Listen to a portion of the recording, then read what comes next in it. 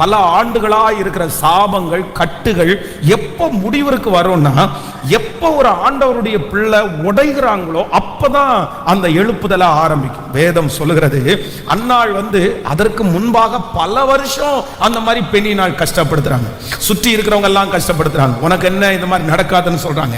இதற்கு முன்பாகவும் அவர்கள் அழுதுருக்காங்க, இவங்க இதுக்கு முன்னாடியும் அவங்க ரொம்ப துக்கப்பட்டிருக்காங்க, வருத்தப்பட்டிருக்காங்க. ஆனா இன்னைக்கு என்ன நடக்குது அப்படின்னு சொன்னா, இதுவரையிலும் அடையாத ஒரு துக்கம். அப்படின்னா அவங்களுடைய இருதயம் அப்படியே உடைகிற அளவுக்கு வந்துட்டாங்க. ஆனா வேதம் சொல்லுது, என்னைக்கு அவர்களுடைய இருதயம் உடைஞ்சிருச்சோ அன்னைக்கே ஆண்டவருடைய ஆசீர்வாதம் அவர்களிலே ஆரம்பமானது. அதனால ஆண்டவருடைய பிள்ளைகளே, கர்த்தருடைய ஆசீர்வாதங்கள், சில காரியங்கள் நம்முடைய வாழ்க்கையில நடக்கணும் அப்படின்னு சொன்னா, சில காரியம் ஆண்டவர் நமக்கு செய்யணும்னு நினைச்சா, உங்க இருதயம் என்ன பண்ணணும் அப்படின்னு சொன்னா, அப்படியே உடையணும். நீங்க அந்த கல்லான இருதயம், இல்லைன்னா அந்த துணிகரமான இருதயம், எதுக்குமே அசையாத அந்த இருதயம், கர்த்தருடைய பிரசன்னம் வரும்போது அது எப்போ உடையுதோ அப்பதான் அதுக்கு வாசனையே ஆரம்பிக்கும். வேதம் சொல்லுகிறது, அவள் ஒரு வெள்ளைக்கல் பரணியை கொண்டு அதை என்ன பண்ணாங்களாமா, அதை உடைச்சு அவருடைய பாதத்துல ஊத்துனாங்க. அப்போ எப்போ உடைக்கிறாங்களோ அப்பவே என்ன உண்டாகுது அப்படின்னு சொன்னா, ஒரு மிகப்பெரிய வாசனை அந்த இடம் முழுக்க உண்டாகிறது. நான் நம்புறேன், இந்த ஜெபத்துல ஆண்டவர் உங்களை உடைய வைப்பார். உங்க இருதயம் அப்படியே உடையும், உங்க மனசு அப்படியே உடையும். நீங்க ஜெபம் பண்ணும்போது வெடிச்சு அழுவீங்க, உடைஞ்சு அழுவீங்க. நான் நம்புறேன், நீங்க உடைய உங்களுடைய வாசனை அநேகம் பேருக்கு போய் சேரும். அப்போ வாலிப தம்பிங்க, தங்கச்சிங்க ஜெபத்துல நீங்க என்ன பண்ணணும்னா, நீங்க உடையணும். அந்த அனுபவம் உங்களுக்குள்ளே வேண்டும். நான் பாருங்களேன், கிட்டத்தட்ட 9 மாதங்கள் ட்ரீட்மெண்ட் போயிட்டே இருக்குது. அப்படியே பார்த்துட்டே இருக்கிறோம், ஒவ்வொரு டெஸ்டா எடுத்துட்டே இருக்கிறோம். என்ன மஞ்சக்காமலை எவ்வளவு இருக்குன்னு ஒரு டெஸ்ட், இந்த பிரச்சனையா இருக்குமான்னு பிளட் டெஸ்ட், இதெல்லாம் கிட்டத்தட்ட 9 மாதம் எடுத்த அந்த ரிசல்ட்டே அவ்வளோ பெரிய ரிசல்ட். ஆனா ஒரு நாள் டாக்டர் என்ன சொன்னார் அப்படின்னு சொன்னா, உங்களுக்கு இந்த மஞ்சக்காமாலை மாதிரி எனக்கு தெரியல, இந்த மஞ்சக்காமாலையில இன்னொரு வெரைட்டி இருக்குது, அந்த டிசீஸ் தான் இருக்கும்னு நான் நினைக்கிறேன்.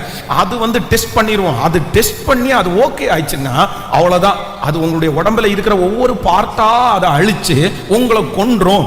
அந்த டெஸ்ட் மட்டும்தான் இப்ப பாக்கியா இருக்கு, அதை நாளைக்கு எடுத்துடலாம் அப்படின்னு சொல்றாங்க. சொன்ன உடனே காலையில கொண்டு போய், இங்க கொங்குநாடு ஹாஸ்பிட்டல்ல தான் கொண்டு போய் அந்த பிளட் ரிசல்ட் நான் கொடுக்குறேன். அந்த பிளட்டை கொடுத்தோன்னா அந்த பிளட்டை எடுக்கிறாங்க. உடனே அங்க இருக்கிற நர்ஸுங்க அந்த இடத்துல அந்த ரிசல்ட்டை அந்த டெஸ்ட்டை பார்த்துட்டு என்ன திரும்பி பார்க்குறாங்க, என்ன உங்களுக்கா அப்படின்றது மாதிரி பார்க்குறாங்க. அந்த டெஸ்ட்டை கொடுத்துட்டு எங்க குடியிருக்கிற வீட்டில் அழுதான் பாருங்க. எப்படி அந்த உடைவு எனக்குள்ள வந்துச்சுன்னே தெரியல. என் மனசு அப்படியே ரொம்ப உடைஞ்சிருச்சு. 9 மாதமா இல்லாத ஒரு உடைவு, 9 மாதமா இல்லாத ஒரு அழுக, அப்படியே உடைஞ்ச அழுத உடனே அம்மா அழுறாங்க, அப்பா அவங்க அழுறாங்க, தம்பி அவன் ரொம்ப வருத்தப்படுறான், எல்லாரும் சேர்ந்து என் கூட அழுறாங்க. அவ்வளவுதான், ஒரு 1 hour 1 மணி நேரம் அதுக்கு உடஞ்ச அழுத உடனே அப்படியே ஜெபம் பண்றோம். ஜெபம் பண்ணி முடிச்ச உடனே திருப்பி ரிசல்ட் வாங்குறதுக்கு மத்தியானம் போறோம். மத்தியானம் போய் பார்த்தா அந்த ரிசல்ட்ல ஒண்ணுமே இல்லை, நார்மல்னு வந்துருச்சு. அந்த உடஞ்ச அழுத உடனே எனக்குள்ள இருந்த அந்த பயம் என்ன விட்டு போயிடுச்சு பாருங்க. எனக்கு அந்த நடுக்கம் போச்சு. என்னமோ அன்னையிலிருந்து பாத்தீங்க அப்படின்னு சொன்னா, அப்படியே படிப்படியா ஆண்டவர் திரும்ப ஊழியத்தை கொடுக்க ஆரம்பிச்சாரு. அப்ப ஆண்டவருடைய பிள்ளைகளே, இந்த 100 நாள் ஜெபத்துல இதுவரையிலும் கேட்கவே பயங்கரமா இருக்கிற சில காரியங்கள், உங்களை எத்தனை பிரயாசம் எடுத்தாலும் அது நடக்கவே இல்லாத காரியம், ஆண்டவர் என்ன எதிர்பார்க்கிறார்னா, ஒரே ஒரு உடைவு. மனுஷனிடத்துல உடைஞ்ச அழுறதுனால எந்த பிரயோஜனமும் இல்லை, சொந்தக்காரங்களிடத்துல உடைஞ்சதுனால எந்த பிரயோஜனமும் இல்லை. ஆனா ஒரு தீர்மானம் எடுக்கணும், ஆண்டவரே நான் உங்க சமூகத்துல நான் உடைவேன். அந்த காரியத்திற்காக மட்டும் கர்த்தர் உங்களை உடைய வைப்பார்.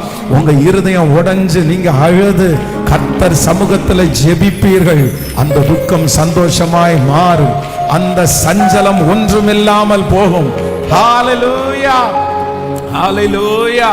அந்த அளவிற்கு நம்முடைய இருதயம் பக்குவமாகணும். அந்த சூழ்நிலைக்குள்ள கர்த்தருடைய பிள்ளை, உங்க பிள்ளைகளுக்காக நீங்க உடைஞ்சு ஒரு நாள் ஜெபம் பண்ணுங்களேன், உடைஞ்சிருங்களேன். உங்களுடைய இருதயம் உடையட்டுமே.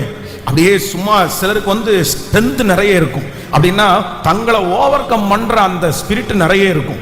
அவ்வளவு சீக்கிரமா உடைய மாட்டாங்க. எந்த பிரச்சனை வந்தாலும் சமாளிச்சிருவாங்க. எந்த பிரச்சனை வந்தாலும் பெருசா எடுத்துக்க மாட்டாங்க. மனசுக்குள்ள அவ்வளவு இருக்கும், ஆனா அவ்வளவு பெருசா காமிச்சுக்க மாட்டாங்க. சரி, ரைட் அப்படின்னு விடுவாங்க. அப்படி சில காரியத்தை விட்டா நமக்கு அற்புதம் கிடையாது. ஆனா உடையாத ஒரு மனுஷன், இன்னும் தாழ்ந்து போகாத ஒரு மனுஷன் கர்த்தருடைய சமூகத்துல தாழ்ந்து உடையும் போது அவருடைய இரக்கம் அப்படியே நமக்கு நேராகவே திரும்பும். அதனால ஆண்டவர் இந்த 8வது நாளில் சிலரை எதிர்பார்க்கிறார்.